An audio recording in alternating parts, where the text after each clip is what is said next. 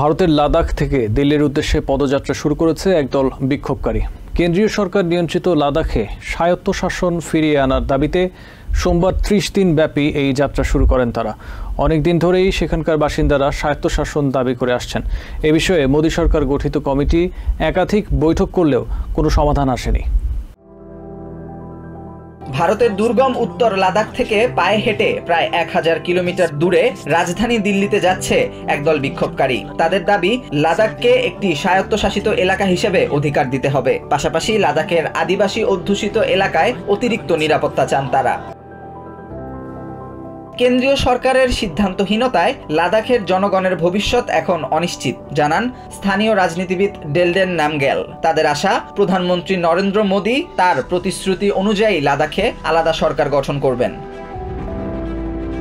২০১৯ সালে ভারতের কাশ্মীর থেকে আলাদা হয় লাদাখ। তখন থেকে এটি কেন্দ্রীয় শাসিত অঞ্চল হিসেবে পরিচালিত হচ্ছে। তবে লাদাখের জন্য আলাদা গণতান্ত্রিক সরকার চাচ্ছেন অধিকার কর্মীরা। বর্তমানে লাদাখ অঞ্চলে জনসমর্থিত কোনো প্রতিনিধি নেই বলে জানান অধিকার কর্মী সোনাম ওয়াংচুক। উচ্চ পর্যায় থেকে তৃণমূল পর্যন্ত নেই কোনো নেতৃত্ব। তাদের এমন দাবি বিবেচনায় নিয়ে কেন্দ্রীয় সরকার কমিটি গঠন করেছে। লাদাখের কিছু স্থানীয় নেতাদের সাথে একাধিক বৈঠক করেছে এই কমিটি। তবে এসব বৈঠকের কোনোটি সফল হয়নি। বিশ্লেষকরা মনে করছেন আরও বৈঠক হওয়া উচিত।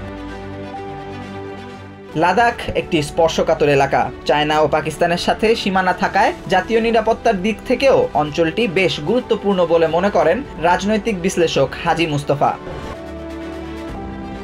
বেশ কিছুদিন ধরেই লাদাখে স্বায়ত্তশাসন প্রতিষ্ঠার দাবিতে একের পর এক বিক্ষোভ হচ্ছে। তবে দিল্লির উদ্দেশ্যে যাত্রা করা বিক্ষোভকারীদের বিশ্বাস, এবার তাদের দাবি ফেলতে পারবে না মোদী সরকার।